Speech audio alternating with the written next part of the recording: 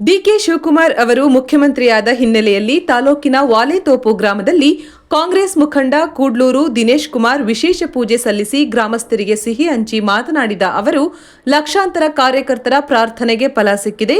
DK Shivakumar ಅವರ ಕನಸು ನನಸಾಗಿದೆ. ಕಷ್ಟಕಾಲದಲ್ಲಿ ಪಕ್ಷವನ್ನ ಕಟ್ಟಿದ, ಪಕ್ಷಕ್ಕಾಗಿ ಸಕಲ ಸಾಮರ್ಥ್ಯವನ್ನ ವಹಿಸಿದ ಧೀಮಂತ ನಾಯಕ ಮುಖ್ಯಮಂತ್ರಿಯಾಗಿ ರಾಜ್ಯವನ್ನ ಅಭಿವೃದ್ಧಿ ಪಥದತ್ತ ಕೊಂಡೊಯ್ಯಲಿದ್ದಾರೆ. ಅವರಿಗೆ ಇನ್ನಷ್ಟು ಅವಕಾಶಗಳು ಒದಗಿ ಬರಲಿ. ಮುಂದೆ 2028ಕ್ಕೂ ಅವರೇ ಮುಖ್ಯಮಂತ್ರಿಯಾಗಲಿ ಎಂದು ತಿಳಿಸಿದರು. 3 ದಿನಗಳ ಕಾಲ ಮಳ್ಳೂರು ಹೋಬಳಿ ವ್ಯಾಪ್ತಿಯ ದೇವಾಲಯಗಳಲ್ಲಿ ವಿಶೇಷ ಪೂಜೆ ಸಲ್ಲಿಸಿ ಸಿಹಿ ಹಂಚುವ ಕೆಲಸ ಮಾಡುತ್ತೇವೆ. ಇದೇ ಸಂದರ್ಭದಲ್ಲಿ ಗ್ರಾಮೀಣ ಭಾಗದ ಮಹಿಳೆಯರು ಸಾರ್ವಜನಿಕರಿಂದ ಅಹವಾಲು ಸ್ವೀಕಾರ ಮಾಡಿ ಅವುಗಳನ್ನು ಈಡೇರಿಸಲು ಪ್ರಾಮಾಣಿಕವಾಗಿ ಪ್ರಯತ್ನ ಮಾಡುತ್ತೇವೆ ಎಂದರು.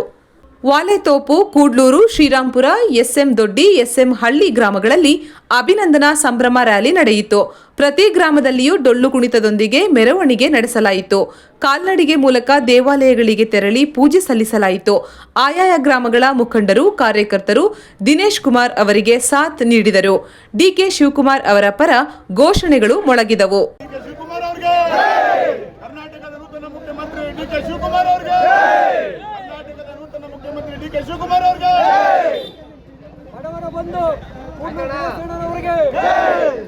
ಬಗ್ಗೆ ತಮಗೆಲ್ಲ ಗೊತ್ತಿದೆ. ಇವತ್ತು ನಮ್ಮ ಜಿಲ್ಲೆಯ ಸುಪುತ್ರ ಮತ್ತು ತಾಯಿ ಚಾಮುಂಡೇಶ್ವರಿಯ ವರಪುತ್ರ. ಸೊ ಈ ಜಿಲ್ಲೆಗೆ ತುಂಬ ಸಹಾಯ ಮಾಡಿದಂಥವ್ರು, ತುಂಬ ಅನುದಾನಗಳನ್ನ ಕೊಟ್ಟಿರುವಂಥವ್ರು. ಇವತ್ತು ಅವರ ತಪಸ್ಸು ಇವತ್ತು ಯಶಸ್ವಿಯಾಗಿದೆ.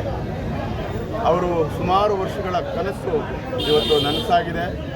ಆ ಒಂದು ದಿನನ ನಾವು ಭಾಳ ವಿಜೃಂಭಣೆಯಿಂದ ಸಂಭ್ರಮಾಚರಣೆ ಮಾಡ್ತಾಯಿದ್ದೀವಿ.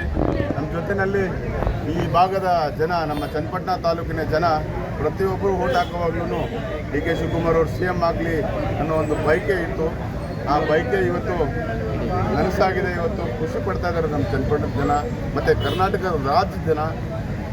ಡಿ ಕೆ ಶಿವಕುಮಾರ್ ಅವರು ಒಂದು ಸರಿ ಮುಖ್ಯಮಂತ್ರಿ ಆಗಬೇಕು ಅಂತ ಆಸೆ ಇಟ್ಕೊಂಡಿದ್ರು.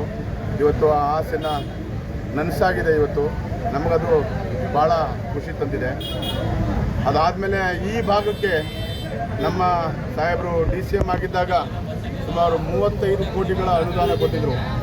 ನಮ್ಮ ಈ ಕೂಡ್ಲೂರು ಪಂಚಾಯತಿಗೆ ಮಾತ್ರ ಅಂತ ಬಿಡ್ತೀನಿ ಅಂದರೆ ಸುಮಾರು 35 ಕೋಟಿಗಳ ಅನುದಾನ ಕೊಟ್ಟಿದ್ದರು. ಸೊ ಈ ಕಣ್ವ ಸೇತುವೆ ಏನಿದೆ, ಸಂಪರ್ಕ ಸೇತುವೆಗಳಿರಲಿಲ್ಲ. ನಾವು ನಮ್ಮ ಡಿ ಕೆ ಸುರೇಶ್ ಸಾಹೇಬ್ರ ಹತ್ರ ಹೋಗಿ ಕೇಳ್ಕೊಂಡ್ವಿ. ಈ ಭಾಗದ ಜನ, ನಮ್ಮ ಮುಖಂಡರುಗಳು ಎಲ್ಲ ಹೋಗಿ ನಾವು ಕೇಳ್ಕೊಂಡ್ವಿ. ಆ ಕೇಳ್ಕೊಂಡಾಗ ಒಂದೇ ಮಾತಲ್ಲಿ ಆಯಿತು ಮಾಡಿಕೊಡೋಣ ಅಂತ ನಮ್ಮ ಡಿ ಕೆ ಸುರೇಶ್ ಸಾಹೇಬರು ಮಾತು ಕೊಟ್ಟರು. ಅದ್ರ ಪ್ರಕಾರ ನಡ್ಕೊಂಡ್ರು. ಇವತ್ತು ಆ ಕೆಲಸಗಳು ನಡೀತಾ ಇರುವಂಥದ್ದು ತಮಗೆಲ್ಲ ಕಣ್ಣಿಗೆ ಕಾಣಿಸ್ತಾ ಇದೆ. ಈ ಭಾಗದಲ್ಲಿ ಸುಮಾರು 5 ಸಂಪರ್ಕ ಸೇತುವೆಗಳನ್ನ ನಿರ್ಮಾಣ ಮಾಡ್ತಿದ್ದಾರೆ ನಮ್ಮ ಕಾವೇರಿ ನೀರಾವರಿ ನಿಗಮದಿಂದ. ಹಾಗೆ ನಮ್ಮ MLA ಸಾಹೇಬರು ಕೂಡ ಇದಕ್ಕೆ ಆ ಕಾಮಗಾರಿ ಏನು ಪ್ರಾರಂಭ ಆಯಿತು ಅದನ್ನು ತ್ವರಿತವಾಗಿ ಮಾಡಿಸೋದ್ರಲ್ಲಿ ನಮ್ಮ MLA ಸಾಹೇಬರು CP ಯೋಗೇಶ್ವರ್ ಅನ್ನೋರು ಕೂಡ ಭಾಳ ಶ್ರಮ ಹಾಕಿ ಅವರ ಒಂದು ಸಹಕಾರದಿಂದನೂ ಕೂಡ ಈ ಕಾಮಗಾರಿ ಇಷ್ಟು ಬೇಗ ಮುಗಿಬೇಕು ಅಂದರೆ CP ಯೋಗೇಶ್ವರ್ ಅವರ ಸಹಕಾರ, ನಮ್ಮ MLA ಸಾಹೇಬರ ಸಹಕಾರ ಭಾಳ ದೊಡ್ಡದಿದೆ. ಹಾಗೆ ಇಲ್ಲಿ ಒಂದು ವಾಟರ್ ಫಿಲ್ಟ್ರು ನಿರ್ಮಾಣ ಮಾಡುವಾಗ ಈ ಭಾಗದ ಜನ ಬಂದಾಗ ನಾವು ಬೈ ಎಲೆಕ್ಷನಲ್ಲಿ ಒಂದು ವಾಟರ್ ಫಿಲ್ಟ್ರ್ ಬೇಕು ಅಂತ ಕೇಳಿದ್ರು. ಆ ವಾಟರ್ ಫಿಲ್ಟ್ರನ್ನ ನಾವು ಏನು ಮಾಡಿದ್ವಿ, ಹೋಗಿ ಮತ್ತೆ ಕೇಳ್ಕೊಳ್ಳೋಣ ಅಂತ ಅಂದ್ಕೊಂಡ್ವಿ. ಆವಾಗ ಎಲೆಕ್ಷನ್ ಇದ್ದಿದ್ದ ಕಾರಣ ನಾವು ಸರ್ಕಾರದಿಂದ ಯಾವುದೇ ರೀತಿಯಾದಂಥ ಅನುದಾನ ತರಲಿಕ್ಕಾಗಲಿಲ್ಲ. ಸೊ ಹಾಗಾಗಿ ಏನು ಮಾಡೋದು, ಈ ಭಾಗದಲ್ಲಿ ಭಾಳ ಕೊರತೆ ಇದೆ, ನೀರಿನ ಸಮಸ್ಯೆ ಇದೆ ಅಂತ ಅಂದ್ಬಿಟ್ಟು ನನ್ನ ಸ್ವಂತ ಕಂಪನಿಯಿಂದ ನಾನು ವಾಟರ್ ಫಿಲ್ಟರ್ನ ನಿರ್ಮಾಣ ಮಾಡಿಕೊಟ್ಟಿದ್ವಿ ಈ ಭಾಗದಲ್ಲಿ. ಸೊ ಹಾಗೆ ಮುಂದೆ ಹೋದರೆ ನಮ್ಮ ಅರ್ಸು ಜನಾಂಗದ ಸಮುದಾಯ ಭವನ ಸುಮಾರು 20 ವರ್ಷಗಳಿಂದ ಅದು ವಿಳಂಬ ಆಗಿತ್ತು. ಸೊ ಅದನ್ನು ಕೂಡ ನಾವು DCM ಸಾಹೇಬ್ರ ಹತ್ರ ಮತ್ತು ನಮ್ಮ ಡಿ ಕೆ ಸುರೇಶ್ ಸಾಹೇಬ್ರ ಹತ್ರ, ಮಾಜಿ ಸಂಸದರು ಡಿ ಕೆ ಸುರೇಶ್ ಸಾಹೇಬ್ರ ಹತ್ರ ಕೇಳ್ಕೊಂಡಾಗ, ಅಣ್ಣ ಈ ಥರ ಆಗಿದೆ, ದಯಮಾಡಿ ಇದಕ್ಕೊಂದು ನೀವು ನಮ್ಮನ್ನು ಈ ಒಂದು ಸಮುದಾಯ ಭವನ ನಿರ್ಮಾಣ ಮಾಡೋದಕ್ಕೆ ಅತಿ ಶೀಘ್ರವಾಗಿ ಒಂದು ಅನುದಾನ ಬಿಡುಗಡೆ ಮಾಡಿಕೊಡ್ಬೇಕು ಅಂತ ಕೇಳಿದಾಗ ನಮ್ಮ DCM ಸಾಹೇಬರ ಅನುದಾನದಿಂದ ಸುಮಾರು 80 ಲಕ್ಷ ರೂಪಾಯಿಗಳ ಅನುದಾನನ ನಮ್ಮ ಅರಸು ಸಮುದಾಯ ಭವನಕ್ಕೆ ಕೊಟ್ಟಂಥದ್ದು ಕೂಡ ನಾವು ಮರೆಯೋಂಗಿಲ್ಲ. ಈ ಸಮಯದಲ್ಲಿ ಇವತ್ತು ನಮಗೆಂಥ ಸುಸಂದರ್ಭ ಬಂದಿದೆ ಅಂತಂದರೆ DCM ಸಾಹೇಬ್ರು ಆಗಿದ್ದಾಗ DCM ಆಗಿದ್ದಾಗ ನಮ್ಮ DK ಶಿವಕುಮಾರ್ ಸಾಹೇಬರು ಇವಕ್ಕೆಲ್ಲ ಬಂದು ಶಂಕುಸ್ಥಾಪನೆ ಮಾಡಿ ಕಾಮಗಾರಿ ಚಾಲನೆ ಮಾಡಿದರು. ಇವತ್ತು ನಾವು ಭಾಳ ಖುಷಿ ಪಟ್ಕೊಂಡು ಹೇಳ್ಕೋಬೇಕಾಗಿರುವಂಥ ವಿಚಾರ, ಮತ್ತು ಅವರ ಸಮಯ ತಗೊಂಡು ಇದೆಲ್ಲದರದ ಒಂದು ಓಪನಿಂಗ್ಗೆ ಪ್ರಾರಂಭೋತ್ಸವಕ್ಕೆ ನಾವು CM ಸಾಹೇಬರು ಬರಮಾಡಿಕೊಂಡ್ರೆ ಇದಕ್ಕಿಂತ ದೊಡ್ಡ ಸಂಪತ್ತು, ದೊಡ್ಡ ಒಂದು ಸಾಧನೆ ಏನೂ ಇಲ್ಲ ಅಂತ ಅನ್ಕೋತೀನಿ. ಯಾಕೆಂದರೆ ಅವ್ರ ಕಾಲದಲ್ಲೇ ಇವೆಲ್ಲ ಶಂಕುಸ್ಥಾಪನೆ ಆದಂಥವು. ಅವರು DCM ಆಗಿದ್ದರು ಅವಾಗ, ಈಗ CM ಆದಾಗ ಅದನ್ನು ಬಂದು ಓಪನಿಂಗ್ ಮಾಡಿಕೊಟ್ರೆ ನಮ್ಮ ಈ ಭಾಗದಂಥ ಒಂದು ಪುಣ್ಯವಂತರು, ಭಾಗ್ಯವಂತರು ಇನ್ಯಾರೂ ಇರೋದಿಲ್ಲ ಅಂತ ಕೇಳ್ಕೊತೀನಿ. ಹಾಗೆ ನಮ್ಮ ಎಲ್ಲ ಈ ಭಾಗದ ಕೂಡ್ಲೂರು ಪಂಚಾಯಿತಿಯ ಭಾಗದ ಎಲ್ಲ ಜನ ಹೋಗಿ ಮತ್ತೆ ನಾವು ಒಂದು ಮನವಿ ಕೊಡಬೇಕು ಅಂತ ಒಂದು ಅಂದ್ಕೊಂಡಿದ್ದೀನಿ.